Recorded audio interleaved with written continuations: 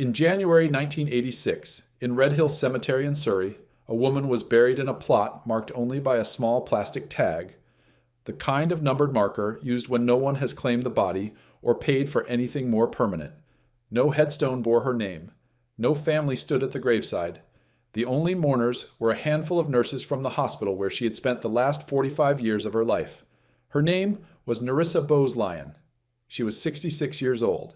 She was the niece of the Queen Mother, the first cousin of Queen Elizabeth II, and a direct descendant of one of the oldest aristocratic dynasties in Britain.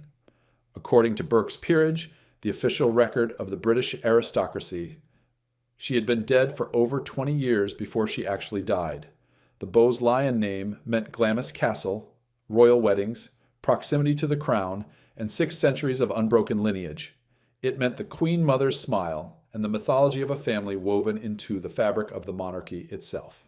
What it did not mean, as far as the public knew, was a ward in a psychiatric hospital in Surrey, or a cousin who curtsied to her own relatives on a television screen, or a grave with no name on it. This is the story of Nerissa and Katherine Bowes-Lyon, 2 sisters born into royalty, hidden inside an institution from the ages of 22 and 15, erased from the aristocratic record while they were still alive, and left there for decades while the family name they carried continued to shine. It spans nearly 80 years, 2 world wars worth of silence, and a question the Bowes-Lyons have never answered. But to understand how 2 daughters of one of Britain's most prominent aristocratic families ended up vanishing from the record, one into a grave marked with a piece of plastic, the other into decades of silence behind institutional walls. You have to go back further than the scandal. You have to go back to the name itself and to a dynasty that understood its own worth through land, lineage, and the careful maintenance of appearances. Because the Bowes-Lyon family did not arrive at that cemetery plot in Surrey by accident. They arrived there through a series of choices, each one made inside a world where what a family looked like mattered more than what a family actually was. This is the story of Nerissa and Katherine Bowes-Lyon, 2 women born into the bloodline of the Queen Mother, erased from the public record and hidden inside an institution for the better part of their lives. It is a story about what aristocratic Britain did with the children it could not present, and what it cost everyone involved. To begin, you have to understand the name. The Bowes-Lyons were not minor gentry clinging to the edges of the social register. They were not the kind of family whose title had been recently purchased or recently conferred. They were the family of Glamis Castle in Angus, Scotland, one of the oldest continuously inhabited houses in Britain, held by the Lyon line since the 14th century, when Sir John Lyon was granted the thainage of Glamis by King Robert II. The castle itself had accumulated the weight of more than 600 years of occupation by the time our story begins, a turreted red sandstone seat rising from the flat farmland of Strathmore, its rooms layered with centuries of use, its corridors thick with the particular atmosphere that comes from a family having lived in one place long enough to stop noticing it. Shakespeare set part of Macbeth there, or at least tradition claimed he did, and the family did not discourage the association. Glamis was not merely a home, it was a credential.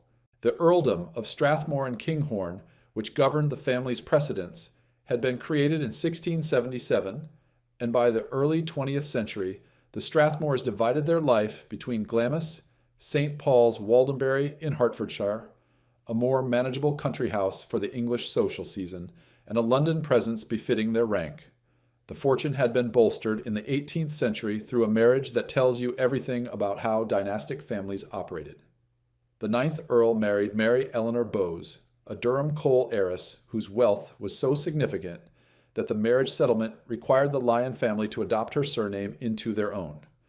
It was a transaction dressed as romance, the kind of arrangement that sustained the landed aristocracy for centuries, title on one side, money on the other, both sides gaining what they lacked. It worked.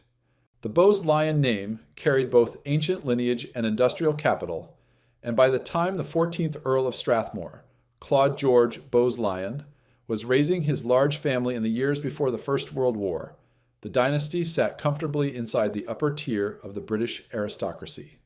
They had the castle, the land, the earldom, and the social assurance that comes from never having had to explain who you are. What transformed them from prominent to extraordinary was a single marriage. In April 1923, Lady Elizabeth Bowes-Lyon, the youngest daughter of the 14th Earl, married Prince Albert, Duke of York, the second son of King George V, at Westminster Abbey. It was a society wedding of the first order, covered by the press and attended by the full weight of the royal establishment. Elizabeth was 22 years old, bright, socially confident, and possessed of a warmth that would come to define her public image for the next 8 decades. When Edward VIII abdicated in December 1936, Albert became King George VI, and Elizabeth became Queen Consort. And later, after the king's death in 1952, the Queen Mother, one of the most recognized and publicly beloved figures in 20th century Britain. That marriage did not merely elevate one woman. It drew the entire Bowes-Lyon family into the orbit of the crown, and with that proximity came a new and unforgiving kind of visibility. The family name was no longer simply aristocratic. It was royal adjacent, and royal adjacent meant that every branch of the family, every cousin, every second son and overlooked daughter now existed in relation to the monarchy's need for continuity, respectability, and an unblemished bloodline. It is inside that pressure system that you find John Herbert Bowes-Lyon. Born in 1886, the second son of the 14th Earl, he was Lady Elizabeth's older brother, which meant that after 1923, he was brother-in-law to the future king.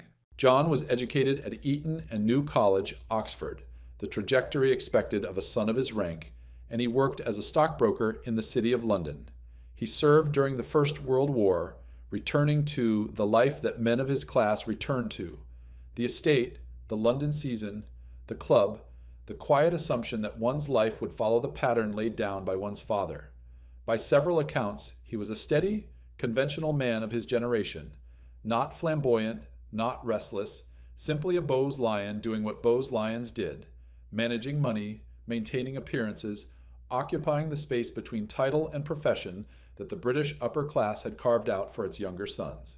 In 1914, he married Fenella Hepburn Stewart Forbes Trefusis, daughter of the 21st Baron Clinton, a woman whose name alone tells you the world she came from, a world of hyphenated surnames and layered inheritance and the quiet assumption that one's family had always been and would always be part of the order of things. Fenella is, in many ways, the most opaque figure in this story, and therefore one of the most interesting. She does not appear in the record with the vividness of her sister-in-law. She left no memoir, no substantial body of letters in the public domain, no reputation sharp enough for biographers to sharpen further.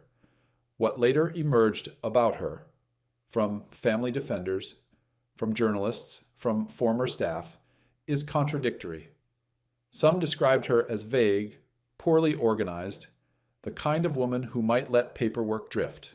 Others found that explanation unconvincing because the paperwork in question was not a misplaced letter, but a false death entry in Burke's peerage, and vagueness does not produce specific invented death years.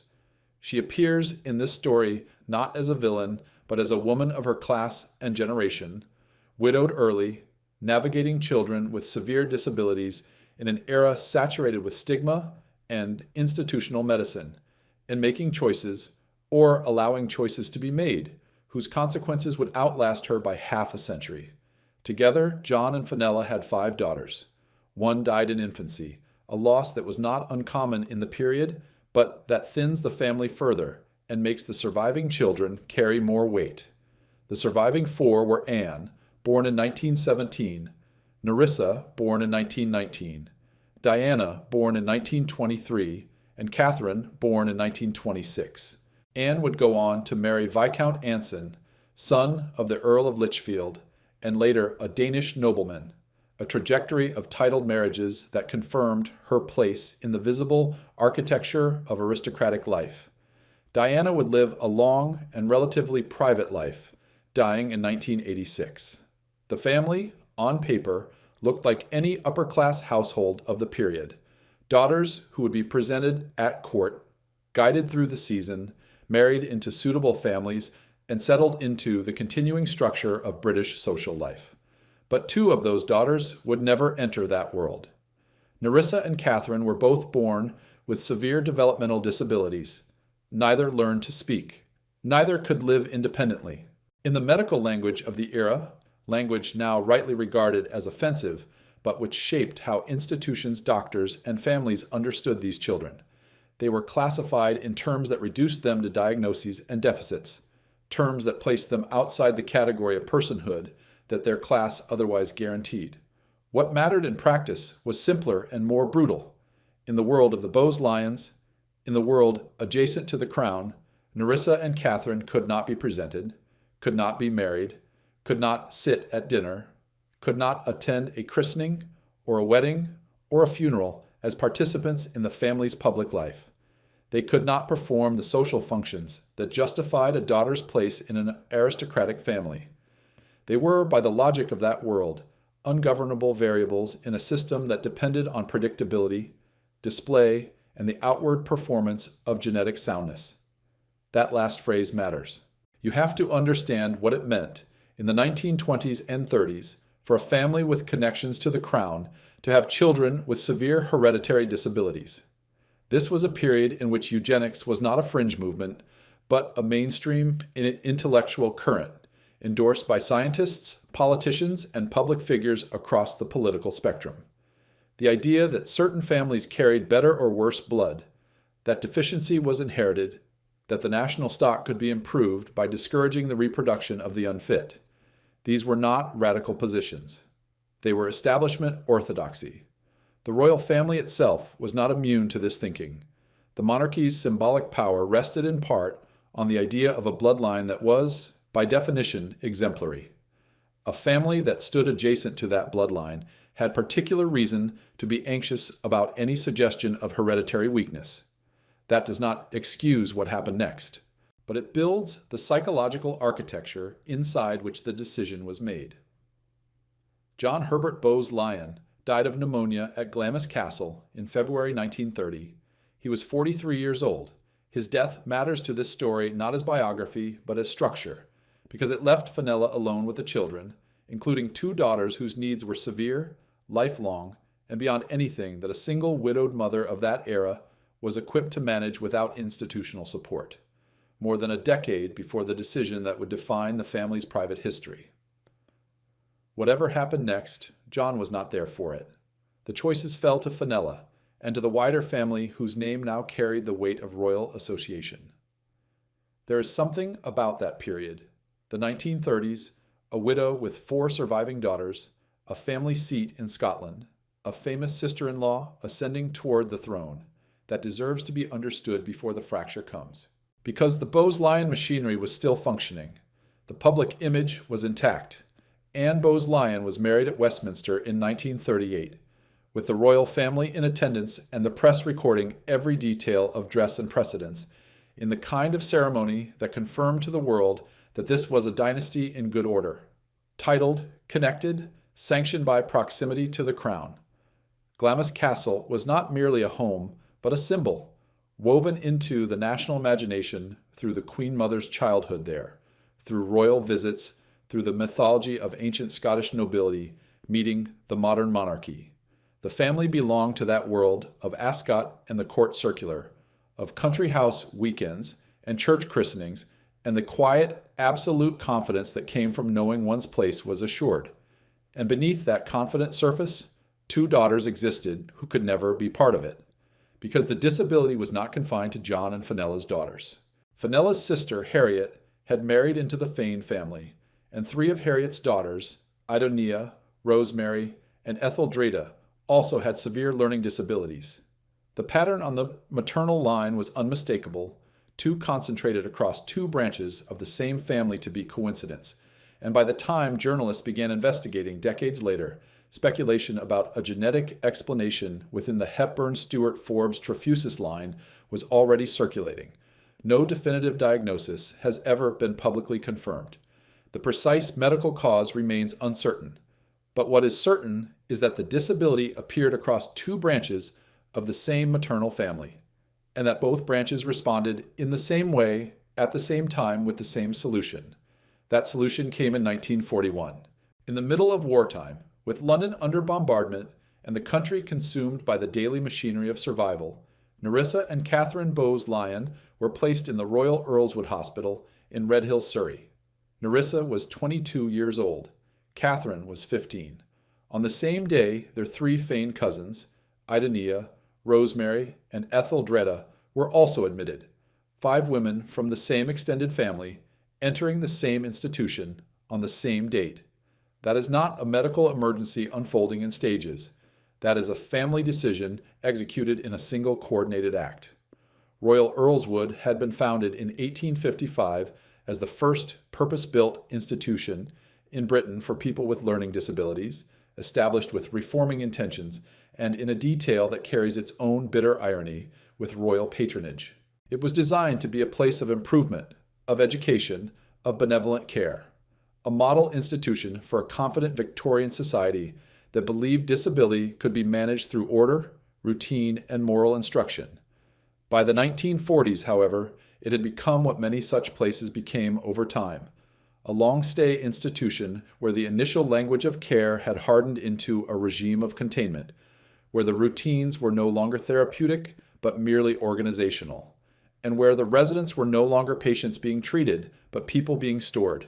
The building itself sat on a hill outside Redhill, a sprawling Victorian structure that had been designed to look respectable from the outside and had aged into something closer to a warehouse from the inside. It was, in the most literal sense, a place where families could put people who could not be kept at home and could not be shown in public. And once a person was inside, the institution's logic took over. The years became structure, the structure became life, and life eventually became indistinguishable from the walls. Fenella was the decision maker because John had been dead for 11 years. Some later accounts, including statements from family defenders after the scandal broke, say that Fenella continued to visit the sisters at Earlswood until her own death in 1966. Other accounts, including testimony from former staff gathered during the 2011 Channel 4 documentary investigation, found no record of family visits at all. No guest logs, no birthday gifts, no evidence that anyone from the Bowes-Lyon family had maintained a presence in the sisters' institutional lives. That contradiction has never been resolved, and this story keeps it deliberately unresolved, because the truth may be somewhere in between, or it may be that the definition of visiting was generous enough to cover very little. What is not in dispute is this. Once Nerissa and Katherine entered Royal Earlswood in 1941, they never came out. They never returned to family life.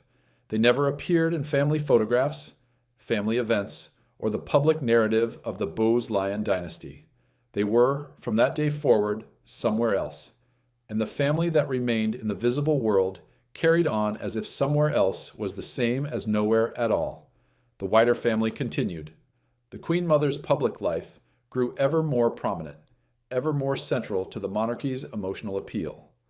The Bowes-Lyon name appeared in all the contexts where it had always appeared, in the court circular, in the social pages, in the orbit of the crown.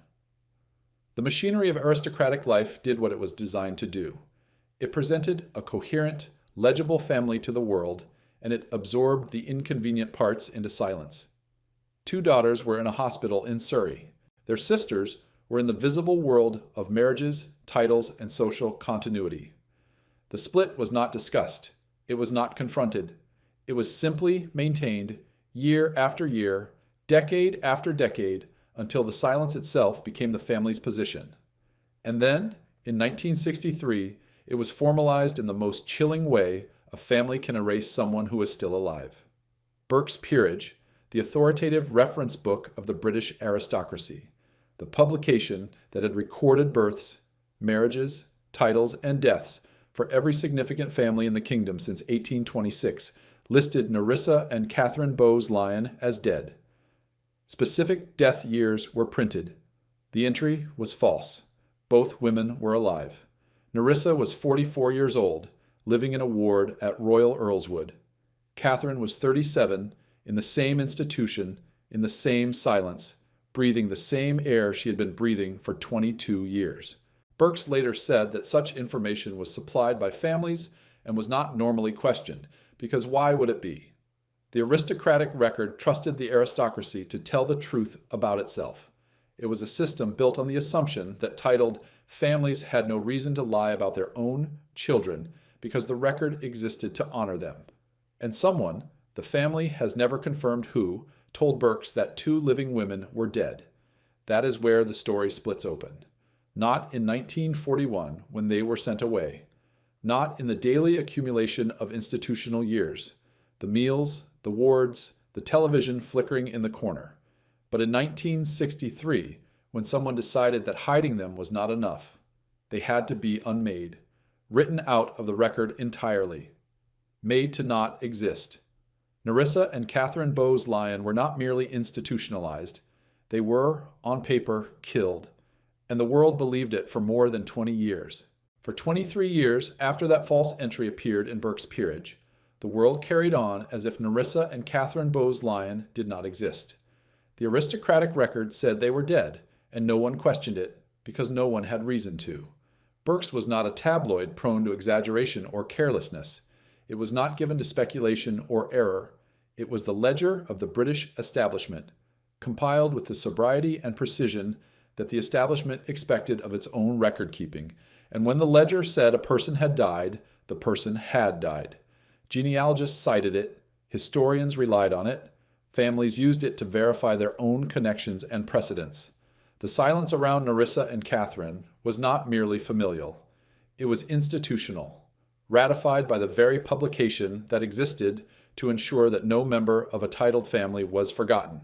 And inside Royal Earlswood, behind the Victorian brick and the regimented corridors, and the locked wards of a hospital built to contain people the outside world preferred not to see, 2 women who were supposed to be dead carried on living. What institutional life looked like for the sisters can only be assembled from fragments. The accounts of former staff, the broader documented reality of long-stay hospitals in mid-20th century Britain, the physical evidence of the Earlswood site itself, and the occasional details that emerged when journalists and documentary makers finally came looking. Royal Earlswood, for all its reforming origins, had become by the post-war decades a place governed by routine, regimentation, and the quiet erosion of individuality that defines institutional care, when it is measured not in months but in years, and then in decades, and then, for women like Nerissa and Katherine, in the better part of a lifetime.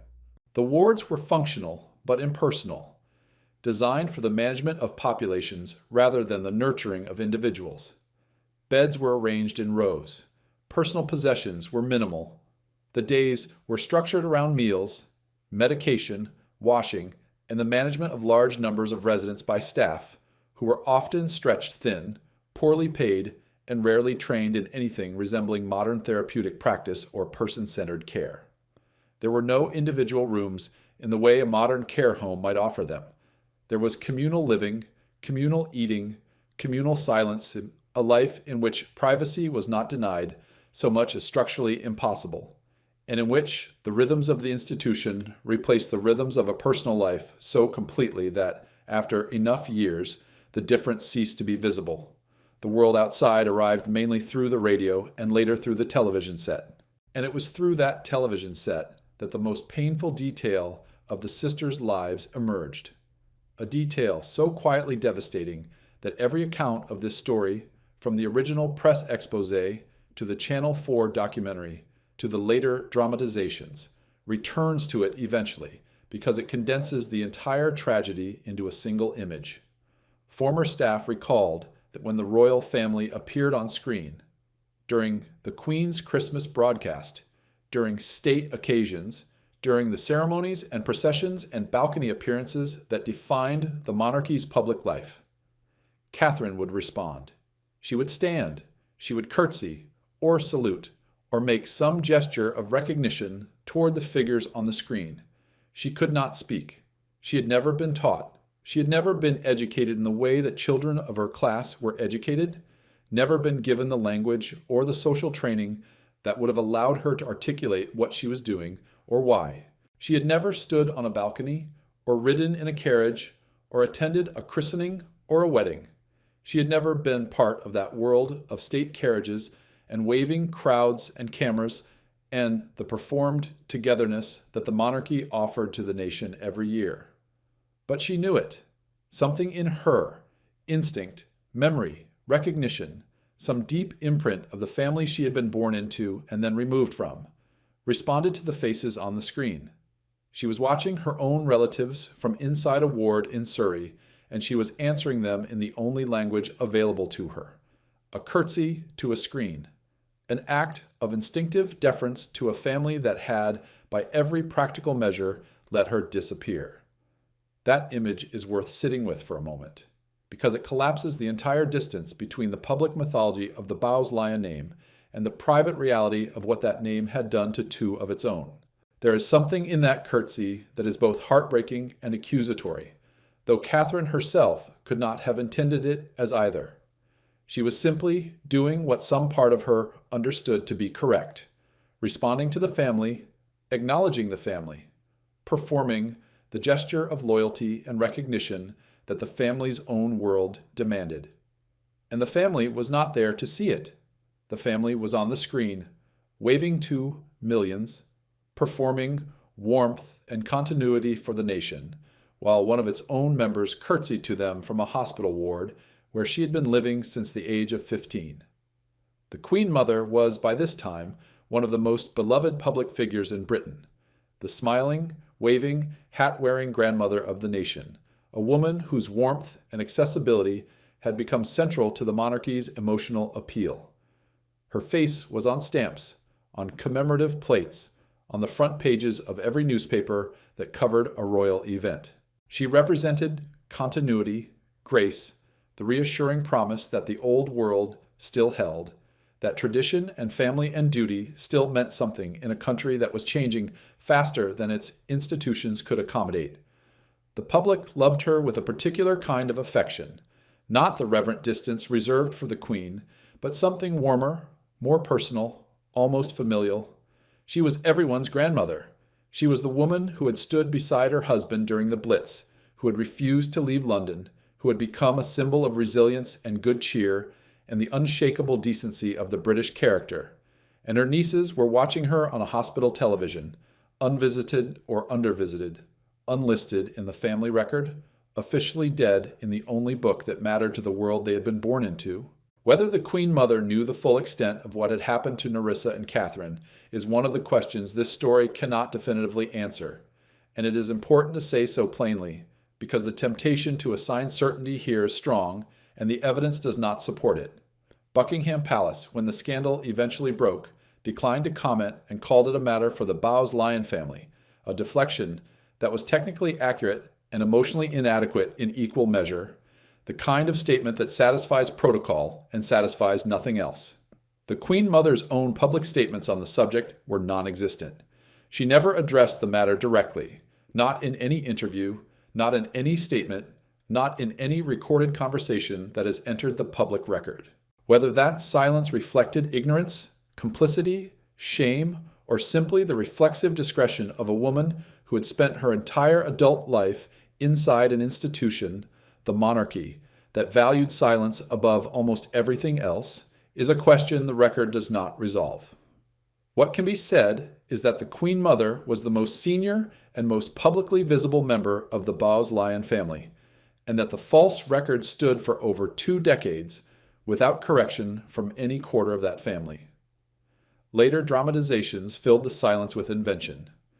Most notably, the 2020 episode of The Crown, titled The Hereditary Principle, written by Peter Morgan and broadcast during the program's 4th series on Netflix, portrayed Princess Margaret discovering the cousin's existence by chance, visiting Earlswood, walking through the wards, encountering her hidden relatives in a scene of devastating emotional shock, and then confronting the Queen Mother in a fierce, accusatory exchange. Helena Bonham Carter played Margaret with a mixture of fury and grief. Marion Bailey played the Queen Mother with the particular kind of composure that looks, in the light of what has been revealed, like something colder than composure. The scene was powerful, widely discussed, shared across social media, and it dominated public conversation about the real Bowes-Lyon story for weeks after broadcast. It was also entirely fictional, constructed for dramatic effect by the program's writers, not grounded in any documented encounter, any confirmed visit, any recorded conversation. There is no evidence that Princess Margaret ever visited Earlswood or discovered the cousins in the manner depicted. The confrontation was invented. The emotional logic was real, but the events were not. What is documented is simpler and, in its own way, more damning than any dramatized confrontation, because the reality does not offer the catharsis of a reckoning. There was no scene of discovery. There was no furious accusation. There was no moment when someone in the family stood up and said, "This is wrong. This has to stop. These women are alive and they are ours." The false record stood for over 2 decades. The sisters remained institutionalized. No member of the royal family or the wider Bowes-Lyon dynasty corrected the public record or restored the sisters to visible family life. The silence was not a single act committed in a moment of panic or shame. It was a sustained position, maintained across years and across generations, renewed every time a new edition of Burke's was printed, and nobody called to correct it, and no one broke it. Not the Queen Mother. Not the wider Bowes-Lyon family. Not anyone close enough to the truth to have changed the story. The silence held because silence in that world was what one did.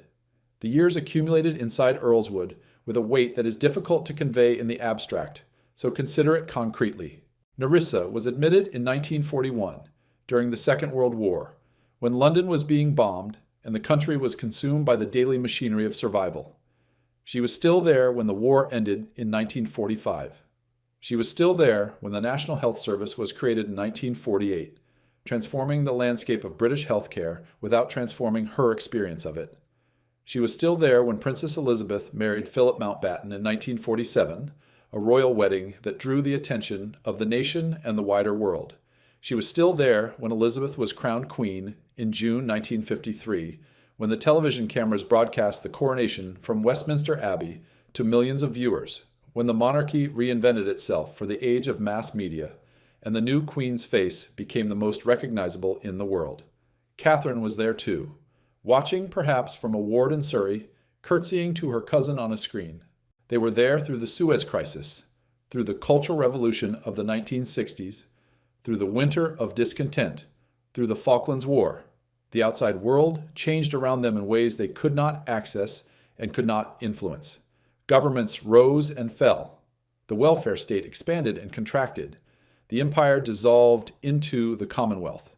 Attitudes toward disability began, slowly and unevenly, to shift. The language of rights, inclusion, and community care started to appear in policy documents and advocacy campaigns, challenging the very model of institutional segregation that had defined Nerissa and Catherine's lives since they were young women. But the long-stay institutions endured, and the women inside them endured with them, their lives defined not by the progress happening outside, but by the permanence of what had been decided for them decades earlier. By the time Nerissa reached her 60s, she had spent more years inside Earlswood than she had spent outside it. The institution was not merely where she lived. It was, in every meaningful sense, her entire adult life, and the family whose name she carried had done nothing visible to alter that fact. The dispute over visits and family contact deepened this tragedy rather than softening it, because it introduced ambiguity precisely where the public wanted clarity, and because both versions of events led to the same conclusion. After the scandal became public, family defenders insisted that Fenella had visited the sisters during her lifetime, that other relatives had come too, and that gifts had been sent at Christmas and on birthdays. The implication was that the family had cared quietly, privately, in a manner consistent with the discretion expected of people of their rank, that the absence of public acknowledgement did not mean the absence of private attention. Former staff, speaking to journalists and later to the Channel 4 documentary team that produced The Queen's Hidden Cousins in 2011, offered a starkly different account. They recalled no record of family visits, no guest logs bearing the Bowes-Lyon name, no birthday gifts arriving on the ward, no Christmas parcels, no flowers, no letters, no telephone calls, no evidence whatsoever that anyone from the family had maintained a presence in the sisters' institutional lives. The institutional memory was blank where the family should have been. One former member of staff described the sisters as having To all practical purposes, no family at all. The truth may sit somewhere in the gray space between those accounts. A visit here, a brief appearance there, contact too infrequent and too fleeting to register in institutional memory, but real enough for the family to cite decades later as evidence of continued care. Perhaps Fenella did visit in the years before her own death in 1966, and perhaps those visits were recorded in a way that has since been lost, or that staff in later decades had no reason to remember. Perhaps gifts were sent and absorbed into the institutional routine without anyone noting where they came from.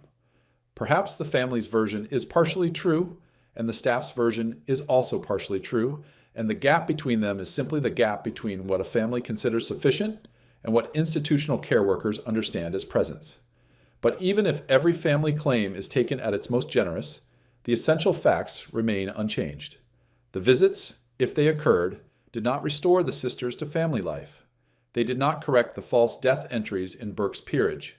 They did not result in the sisters being moved to better care, or being acknowledged publicly, or being given the family identity that had been taken from them. They did not prevent Nerissa from dying in circumstances that would, when finally exposed, look indistinguishable from abandonment. Whatever care was offered, however it was defined, it was not enough to change the shape of what happened. And the shape of what happened is this: 2 women lived and died in institutional care, unknown to the public, unacknowledged by their family, and recorded in the official ledger of the British aristocracy as dead. Nerissa Bowes-Lyon died on the 6th of January, 1986. She was 66 years old. She had spent 45 years inside Royal Earlswood Hospital, admitted at 22, dead at 66. Her entire adult life consumed by institutional walls and institutional routine, and the particular kind of invisibility that comes from being placed somewhere and then not spoken of again. The details of her death are not extensively documented in the public record. There was no announcement. No obituary appeared in the Times or the Daily Telegraph or any of the publications that routinely mark the passing of members of prominent families. No notice was placed in the court circular, which recorded the movements and engagements of the royal family and its connections with the bureaucratic thoroughness of an institution that understood the importance of being seen to care. Nobody told the press. Nobody corrected Burke's. The woman died, and the world that should have noticed did not notice. What followed her death is documented, and it is worse. Her funeral was not attended by the Bowes-Lyon family in any visible or recorded way. According to later reporting, only a small number of hospital staff were present. The people who had cared for her daily, who had known her not as a Bowes-Lyon or a first cousin of the Queen, but as a resident, a patient, a woman on a ward, someone whose needs they had attended to and whose company they had kept in the absence of anyone else. These were the people who came to say goodbye. The family did not come, or if they came so quietly that no one present remembered them being there.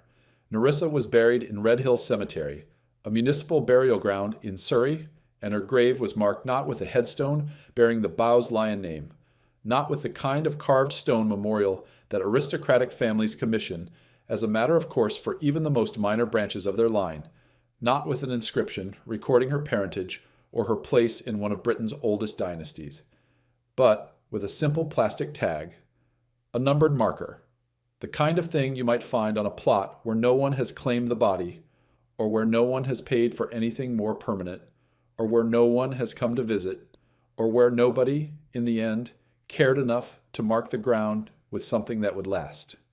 A woman descended from the Lyon line of Glamis Castle, niece of the Queen Mother, first cousin of Queen Elizabeth II, a member of one of Britain's most storied dynasties, a family whose lineage stretched back 600 years, whose castle still stood, whose name still carried weight in every drawing room and every edition of Debrett's, buried under a piece of plastic in a municipal cemetery in Surrey, with no family present and no family name on the plot.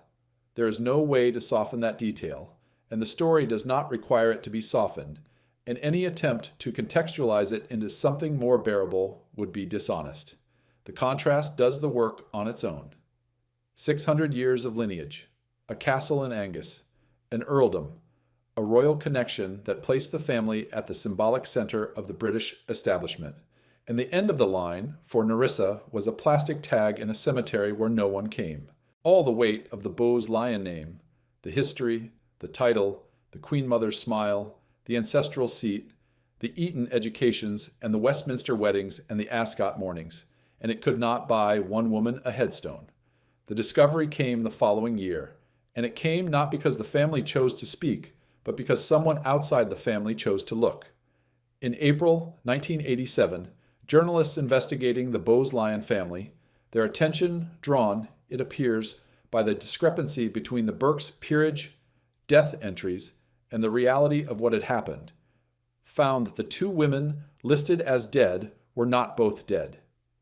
Nerissa had died the previous year in January 1986, so that much was now technically true, though the death year printed in Burke's had been wrong for over 2 decades. But Katherine was alive. She was 60 years old. She was still inside Royal Earlswood Hospital, still in the institution she had entered at the age of 15, still living in a ward in Surrey, while the rest of the family lived in the world that the family name had built for them. She had been there for 46 years, and the world had been told she was dead. The press, once they had confirmed the central facts, expanded the investigation and discovered that the story was larger than 2 sisters. The 3 Fane cousins, Idonia, Rosemary, and Etheldreda, the daughters of Fenella's sister Harriet, had been admitted to the same institution on the same day in 1941, and had lived there in the same silence, in the same anonymity ever since. 5 women from the same extended maternal family, 1 institution, 1 sustained, coordinated act of disappearance that had endured for nearly half a century. The story broke as a major royal scandal, and the nature of the shock was specific. It was not that the public was naive about institutional care or about disability in Britain. Long-stay hospitals were a known feature of the British landscape. Everyone understood, at least in the abstract, that people lived in such places and that families sometimes placed relatives there. The shock was the gap, the immense, unbridgeable gap between the monarchy's public image of family warmth, duty, and togetherness, and the private machinery of aristocratic concealment operating just beneath that image. The same family that stood on the balcony of Buckingham Palace and waved to the crowds had hidden 5 of its own members inside a hospital in Surrey and told the world they were dead. That was the gap, and it was the gap that the press drove into with the full force of tabloid and broadsheet attention alike. The press wanted answers. They wanted to know who had supplied the false death dates to Burke's peerage. They wanted to know whether the Queen Mother had known about the institutionalization, about the false records, about the plastic grave marker. They wanted to know why no one had corrected the record in over 20 years. They wanted to know who had been visiting the sisters and who had not, and whether the family's decades of silence constituted negligence, conspiracy, or something more difficult to name. The responses came in layers, each one partial, each one carefully worded, each one unsatisfying in its own way. Burke's peerage confirmed that such biographical information was supplied by families and was accepted in good faith. The editor stated clearly that there was no independent verification process for death dates submitted by the aristocracy because the entire system operated on trust. The trust that titled families would not lie about their own children, because what possible reason could they have for doing so? The system had worked for over a century on the assumption that honor and accuracy were the same thing, and someone in the Bowes-Lyon family had exploited that assumption to make 2 living women vanish from the record. Buckingham Palace declined to comment, maintaining that the matter concerned the Bowes-Lyon family and not the Crown. The palace held that position with the particular firmness of an institution that understood, perhaps better than anyone, how dangerous this story was to the mythology it had spent decades constructing. The mythology of a warm, united, caring royal family. Relatives of the Bowes-Lyon family denied that there had been a deliberate cover-up. They said that older members of the family had visited. They said that the sisters had received care and attention. They insisted that the situation had been one of private family management rather than public abandonment, and that the false Burke's entries were the result of confusion or poor communication rather than a deliberate act of erasure. Critics, journalists, disability advocates, historians, and later cultural commentators read the episode as proof of something darker and more systemic. An aristocratic and royal instinct to protect the bloodline's image at the expense of its most vulnerable members, a willingness to sacrifice real human beings to the maintenance of a family narrative that could not accommodate disability, difference, or imperfection. None of those responses settled the question, and none of them ever will, because the question was never really about paperwork, or visiting schedules, or who told what to Burkes, or whether the confusion was administrative or deliberate. The question was about what a family owes to the members it cannot display. It was about who counts, inside a dynasty built on the principle that everyone in the line matters, that the bloodline is sacred, that continuity is the whole point. It was about whether the Bowes-Lyon response, institutionalization, silence, false records, a plastic grave marker, decades of absence, constituted care, neglect, abandonment, or something for which the English language does not have a precise enough word because polite society never needed one. Katherine Bowes-Lyon outlived the scandal by decades. She outlived the journalists who broke the story. She outlived the first wave of public outrage. She outlived the institution itself. Royal Earlswood closed in 1997, part of the broader national movement away from long-stay hospitals and toward community-based care that had been gathering force since the care in the community policies of the 1980s and 90s. The building that had contained Katherine for more than 50 years, the wards, the corridors, the communal dining hall, the television room where she had curtsied to her cousins on the screen, was eventually converted into residential flats. That detail carries its own quiet strangeness, the kind of irony that real life produces without effort. The spaces where she had spent her days subdivided into living rooms and kitchens and bedrooms for people who would never know what had happened inside those walls, who would hang pictures and cook meals and argue about the washing up in rooms that had once been wards. Katherine was moved to other residential care settings in Surrey, smaller and less institutional, places shaped by the newer philosophy of person-centered care rather than the old model of containment and routine. She lived quietly there, out of public attention, attended by carers rather than ward staff, in settings that bore little resemblance to the Earlswood she had known for most of her life. Whether those final years were kinder, whether she experienced something closer to comfort or even happiness, is not recorded in any detail that has reached the public. What is known is that she was cared for, that she was no longer in a Victorian institution, and that the world outside had changed in ways that, had they come earlier, might have given her a different life entirely. But they did not come earlier. They came after 56 years of Earlswood. They came too late to be anything other than a coda. Katherine Bowes-Lyon died on the 23rd of February 2014. She was 87 years old. She had spent 73 years in institutional or residential care, from the age of 15 to the age of 87. Her entire adult life, and most of her childhood too, had been lived inside settings chosen for her by others, governed by others, structured entirely around her absence from the family that bore her name. She had entered Earlswood during the Second World War, when Churchill was Prime Minister and the outcome of the conflict was still uncertain. She died in 2014, in the era of smartphones and social media, in a world so far removed from the one that had placed her there that the distance itself is part of the tragedy. 73 years. That is not a statistic. That is a life. The cultural afterlife of the Bowes-Lyon sisters' story has been substantial, and it shaped how the public remembers and misremembers them, because the dramatizations were often more vivid than the documented reality. And vividness has a way of replacing accuracy in public memory. In 2011, Channel 4 broadcast The Queen's Hidden Cousins, a documentary that drew on former staff testimony, institutional records, and the physical evidence of the Earlswood site to build a careful, detailed case that the sisters had been effectively abandoned.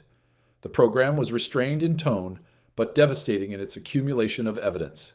It emphasized the absence of family visits as remembered by staff, the bleakness of institutional life as described by those who had worked there, the false Burkes peerage entries, and the plastic grave marker in Red Hill Cemetery.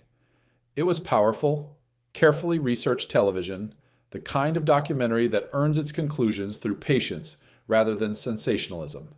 And it brought the story back into public consciousness for a generation that had been too young to remember the 1987 scandal. Then, in November 2020, Netflix's The Crown dramatized the story in its 4th series, and the reach of that dramatization dwarfed everything that had come before.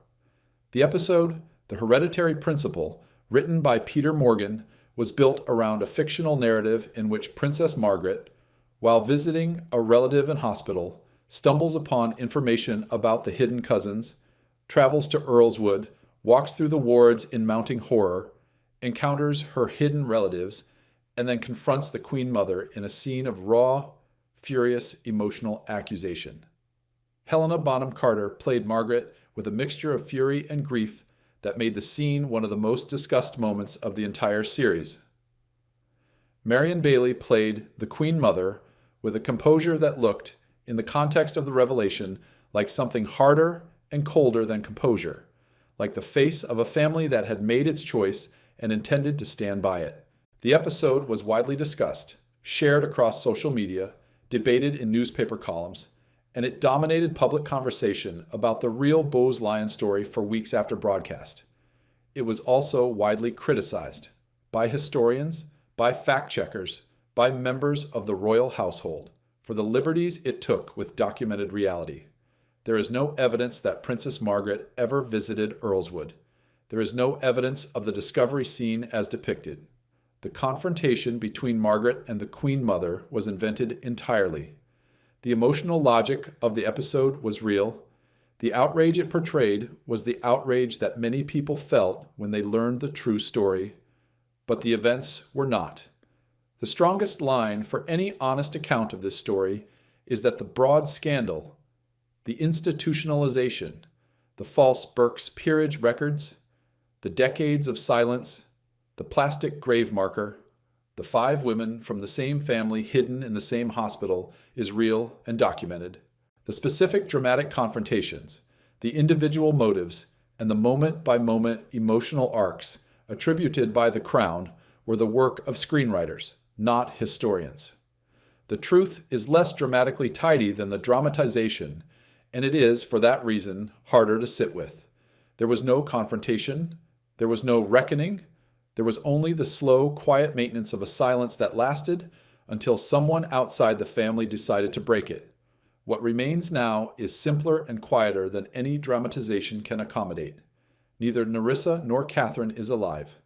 The 3 Fane cousins, Idoneia, Rosemary, and Etheldreda, are gone.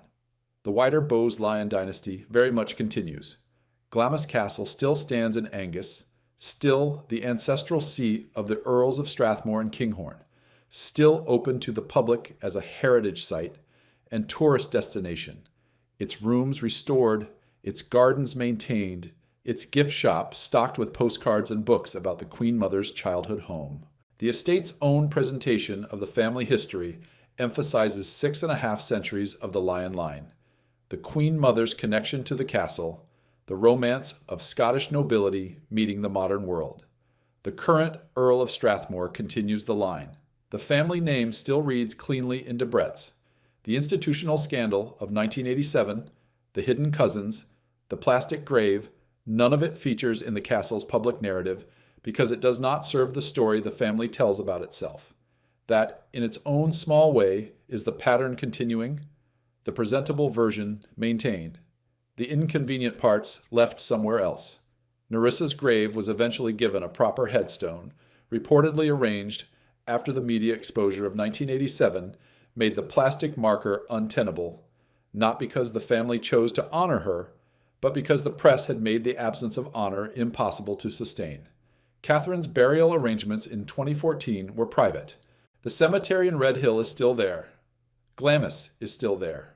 The distance between them, 40 miles of English and Scottish road, and an immeasurable distance in every other sense, has not changed. This story is not only about whether there was a deliberate cover-up, though the false Berks peerage entries make that question very difficult to set aside. It is about what aristocratic families believed they had to protect and who could be sacrificed to that protection. The Bowes-Lyons gave Britain one of the most beloved public figures of the 20th century, a queen mother whose image radiated warmth, continuity, and the promise that the old world still held. They also produced two daughters who were placed in an institution at 15 and 22, written out of the aristocratic record at 37 and 44, and buried, one of them at least, under a plastic tag in a cemetery that no one from the family appeared to visit. The castle still stands. The lineage still reads cleanly, but there is something about that grave marker in Surrey, small, temporary, anonymous, set against the immense symbolic weight of the Bowes-Lyon name and 600 years of the dynasty it represents, that refuses the tidiness of the family story. It is not a lesson, it is just a life, two lives, and the distance between what the family showed the world and what it left behind in Redhill is the space where this story lives, unresolved, unclosed, and still waiting for an answer that the Bowes-Lyons have never given. If you found this story compelling, please like and subscribe for more documentaries on the private histories behind Britain's most famous families.